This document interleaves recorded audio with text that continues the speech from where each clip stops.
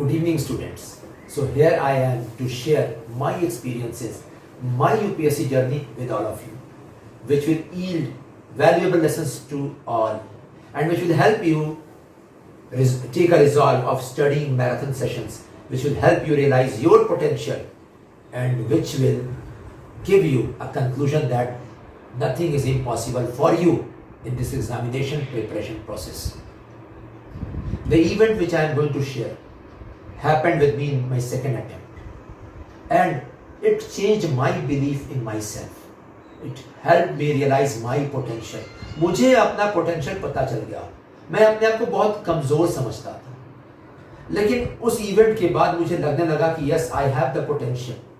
मैं भी marathon session पढ़ सकता हूं और मैं सिलेबस फिनिश कर सकता हूं रिक्विजिट टाइम में.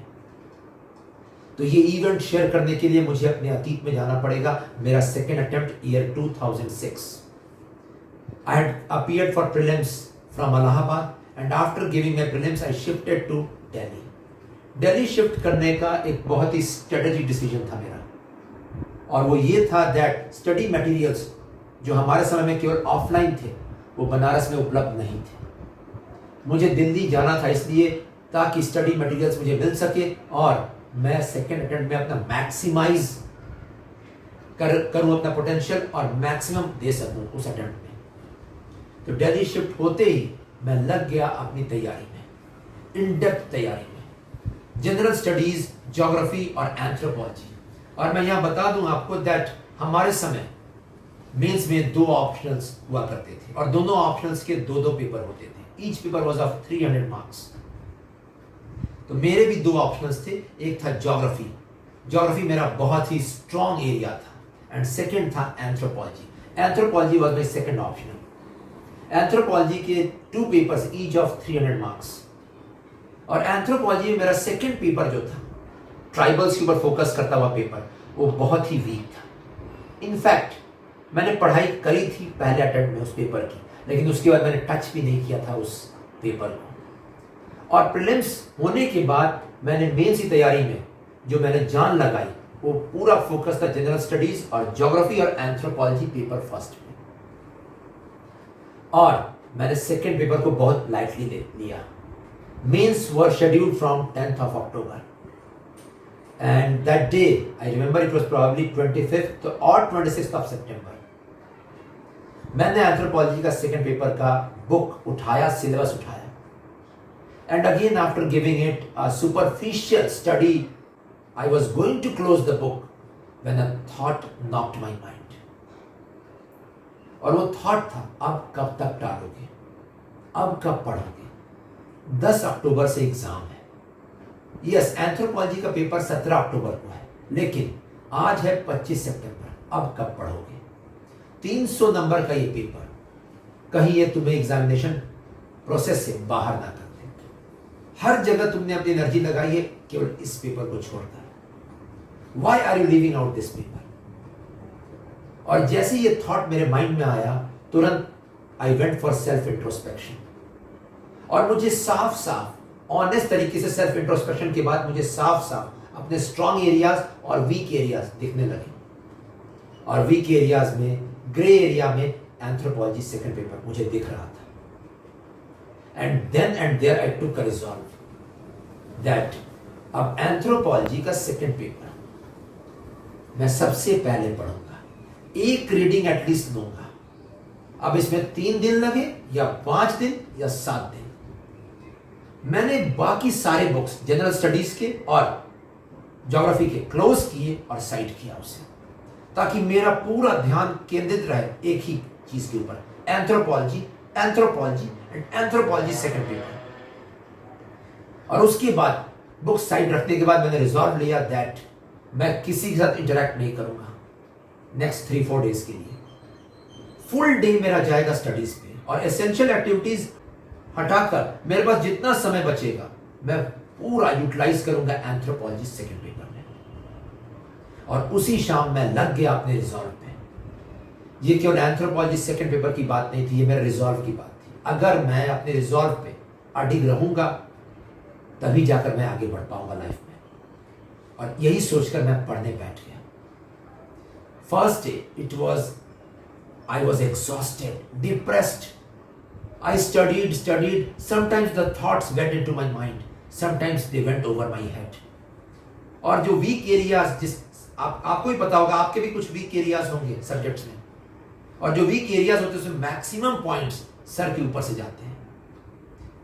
तो मेरे भी सर के ऊपर से पॉइंट्स जा रहे थे, नहीं समझ आ रहे थे कुछ पॉइंट्स, लेकिन मैं उस दिन तिबारा पढ़ रहा था. First day I was slow.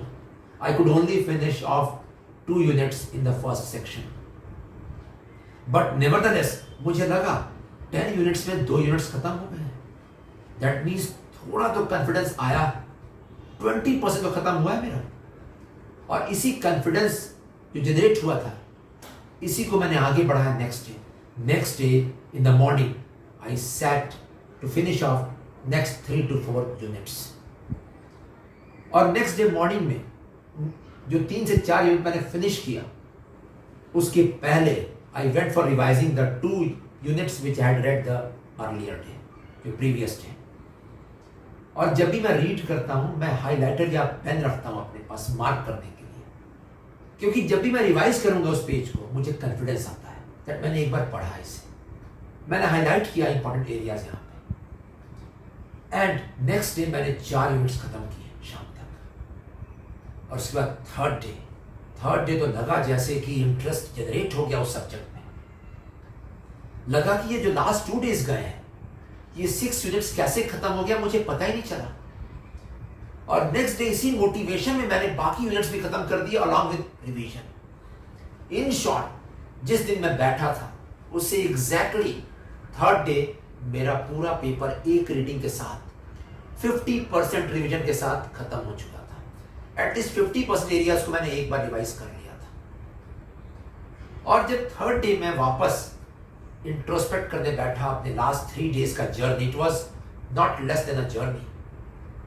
I came to some valid conclusions. First, nothing is impossible for me. In fact 3 दिन का सेशन मुझे इतना कॉन्फिडेंस दे गया था दैट मुझे लगने लगा था कि 3 दिन में मैं एक पेपर फिनिश ऑफ कर सकता हूं. तो आगे अभी 10 दिन पड़े हुए, उसमें तो बहुत कुछ फिनिश हो जाएगा विद रिविजन्स. सेकंड, मुझे एक चीज रियलाइज हो गया था, मैराथन सेशंस और जुनून नीडेड होता है एग्जामिनेशन प्रिपरेशन प्रोसेस में. एक normal examination schedule time table से ये तैयारी केवल नहीं हो पाएगी. आपको जुनून चाहिए बीच में, आपको जुनूनी होना पड़ेगा, आपको पागलों की तरह पढ़ना पड़ेगा. यहाँ पैशन वर्ड में इस्तेमाल नहीं कर रहा हूं, पैशन वर्ड मॉडरेट होता है, जुनून is extreme word. You need it in this examination. And third point, the anthropology second paper went on to give me 60% marks, and I went on to score second highest in anthropology in the whole of the country that year. Courtesy those 3 days, and those 3 days still motivate me till today. And this is the reason why I want to share this incident of mine with all of you. Everyone has a different biological clock. आप सबके पढ़ाई करने का तरीका अलग होगा. कोई 2 घंटे पढ़ता होगा, कोई 6 घंटे, कोई पॉलिटी इकोनॉमी साथ में पढ़ता होगा, कोई साइंस टेक और एनवायरमेंट साथ में पढ़ता होगा, कोई इकोनॉमी अकेले पढ़ता होगा. आप पे डिपेंड करता है सब कुछ. सबका पढ़ने का तरीका अलग है. We are not machines, we are human beings. But yes, everyone needs junoon in the preparation process. और जो सबसे बड़ी बात, मैंने ये इवेंट, ये इंसिडेंट आपके साथ आज क्यों शेयर किया? आज हम सभी क्वारंटीन में हैं, अपने घरों में, अपने कमरों में बंद हैं. हमारे पास केवल हमारा स्टडी मटेरियल है. तो इससे अच्छा मौका नहीं है आपके पास. तो एक रिजॉल्व कीजिए, जुनून लाइए मन में, और एक स्पेसिफिक एरिया चूज कर लीजिए जनरल स्टडीज का. वो एरिया आपका फेवरेट हो सकता है, आपका टफेस्ट हो सकता है. वो पॉलिटी हो सकता है, वो इकोनॉमी हो सकता है, वो साइंस टेक हो सकता है, वो एनवायरमेंट हो सकता है. कोई भी एरिया चूज कीजिए और रिजॉल्व लीजिए नेक्स्ट 2 to 3 डेज में फिनिश करने के लिए. इस 3 दिनों में मोबाइल फोन बंद कीजिए, इंटरैक्शन 0 कीजिए, साइड कीजिए मोबाइल फोन को. केवल मेरे वीडियोस के लिए उसे ऑन कीजिए, वीडियोस देखिए, मोटिवेट होइए, वापस जाइए स्टडी करने. एंड फिर देखिएगा ये 3 दिन आपके लाइफ को चेंज कर देंगे. आपके अंदर से एक नया सेल्फ उभरेगा, आपको अपना पोटेंशियल रियलाइज हो जाएगा. एंड मे बी जो एरिया आपने खत्म किया इन 3 दिनों में, वही आपको प्रीलिम्स में सबसे ज्यादा मार्क्स दिलवाकर क्वालिफाई कराएगा. So that's it guys, best of luck and keep watching my videos and please give a like and share it if the videos have motivated you. Thanks a lot.